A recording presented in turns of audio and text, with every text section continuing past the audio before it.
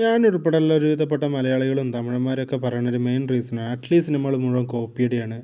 മൊത്തം ഇൻസ്പിറേഷനുള്ള സീക്വൻസാണ്. സത്യമാണ്, ഇല്ല എന്നല്ല. പക്ഷേ ആ കോപ്പി അടിച്ച് വെച്ചിരിക്കുന്ന ഓരോ രംഗങ്ങളും അത്രയും അടിപൊളിയായിട്ട് ചെയ്തു വെക്കുക എന്നുള്ളതുണ്ടല്ലോ, അതൊരു അടിപൊളി പരിപാടി തന്നെയാണ്. അത് അറ്റ്ലിക്ക് നല്ല അസലായിട്ട് ചെയ്യാൻ അറിയാം. മൂപ്പര് സ്ഥിരം സ്റ്റോറി തന്നെ മൂപ്പരാൾ വേറെ ലെവലിൽ ചെയ്തു വെക്കും. അതിൻ്റെ ഏറ്റവും വലിയ ഉദാഹരണമാണ് നമ്മളെ വിജയ് വെച്ചിട്ട് പുള്ളി ചെയ്ത 2-3 പടങ്ങൾ. ഒന്ന് മെർസൽ, തെരി, അപ്പോൾ അതുപോലെ ബിഗിൽ. ഇതിലൊക്കെ ക്യാരക്ടേഴ്സിനെയാണ് മെയിൻ. കാരണം റായപ്പൻ എന്ന് പറഞ്ഞ ക്യാരക്ടറാണെങ്കിലും ശരി, വെട്രിമാരൻ എന്ന് പറഞ്ഞ ക്യാരക്ടറാണെങ്കിലും ശരി, ഒക്കെ വേറെ ലെവലാണ് ചെയ്തു വെച്ചിരിക്കുന്നത്. ആ ഒരു പണ്ണൽ നേരെ പോയി ഹിന്ദിയിൽ മൂപ്പരാളുകൊണ്ട് ചെയ്തു. ആരെ വെച്ചിട്ട്? ഷാറുഖ് ഖാനെ വെച്ചിട്ട്, ഹിന്ദിയിലെ ഏറ്റവും വലിയ സൂപ്പർ സ്റ്റാറിനെ വെച്ചിട്ട് വൈബ് പരിപാടിയായിട്ട് ചെയ്ത് വെച്ചിരിക്കുന്നു കേട്ടോ. അതാണ് ജവാൻ. ജവാൻ എന്ന് പറഞ്ഞ സിനിമയെ പറ്റി പറയുകയാണെങ്കിൽ ഹൈ ക്വാളിറ്റി പടം അത്രേ പറയുള്ളൂ. കാരണം എന്താ വിഷ്വൽ ക്വാളിറ്റി, ഓരോ സീക്വൻസും സി ജി വർക്കാണെങ്കിലും ശരി, എഡിറ്റിംഗ് ആണെങ്കിലും ശരി, ഒക്കെ ടോപ്പ് പരിപാടി. പിന്നെ ഷാറുഖ് ഖാൻ്റെ പെർഫോമൻസിനെ പറ്റി പറയേണ്ട ആവശ്യമില്ലല്ലോ. വൈബ്രൻറ്റിങ് പെർഫോമൻസ്, അമ്മാതിരി പെർഫോമൻസ്.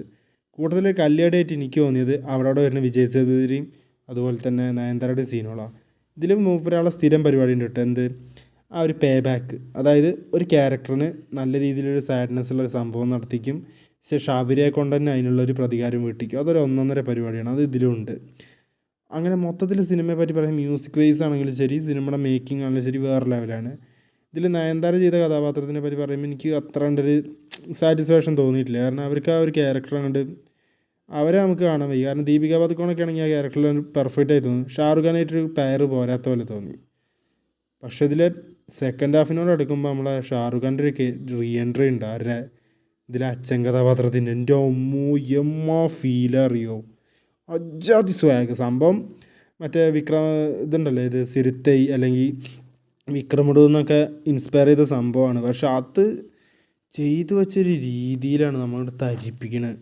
ആ ലുക്കും സ്വാഗിൻ്റെ പൊന്നാര ചങ്ങ വൈബാന്നറിയോ. ആ വരവിന് കൊടുക്കുക പൈസ നമുക്ക് മുതലാവും. അമ്മാതിരി പരിപാടി. പിന്നെ വിജയ് സേതുപതിയെ പറ്റി പറയുകയാണെങ്കിലും ചില സീൻസിൽ, അതായത് ഈ സീനിലൊക്കെ ദീപികതിനെ പോയിട്ട് കൊണ്ട് വെറുപ്പിക്കുന്ന രംഗമുണ്ട്. അതൊക്കെ വേറെ ലെവലിൽ ചെയ്ത് വെച്ചിരുന്നു അച്ഛൻ. പക്ഷേ ടോട്ടലി നോക്കുമ്പോൾ ഒരു വലിയ വൈബ് നമുക്ക് ഫീൽ ചെയ്യില്ല ആളെ ക്യാരക്ടർ. എന്താ വെച്ചാൽ അവർ പവർ കിട്ടാത്ത പോലെ തോന്നും. ചില സീനിൽ മാത്രമേ ഉള്ളൂ ആളെ പവർ.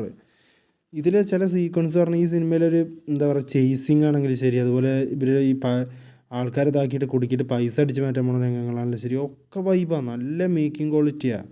ഹിന്ദിക്കാർക്ക് ഇതൊക്കെ ധാരാളമാണ് കണ്ടു കഴിഞ്ഞാൽ. കാരണം അങ്ങനത്തെ പരിപാടിയാണ് ചെയ്തു വെച്ചിരിക്കുന്നത്. നിങ്ങൾ എത്ര പേര് ഈ സിനിമ കണ്ടിട്ടുണ്ട്? നിങ്ങൾക്ക് ഈ സിനിമ ഏത് ലാംഗ്വേജ്? തമിഴ് വേർഷൻ കാണാത്തവരുണ്ടെങ്കിൽ തമിഴ് വേർഷൻ ഒന്ന് കണ്ടു നോക്കൊണ്ട് കേട്ടോ. കിട്ടില്ല ഡബ്ബിങ്ങാണ്. ഒന്ന് കണ്ടു നോക്കി എന്നിട്ട് എങ്ങനെയുണ്ട് പറയുകൊണ്ട്. പടം അടിപൊളിയാണ്.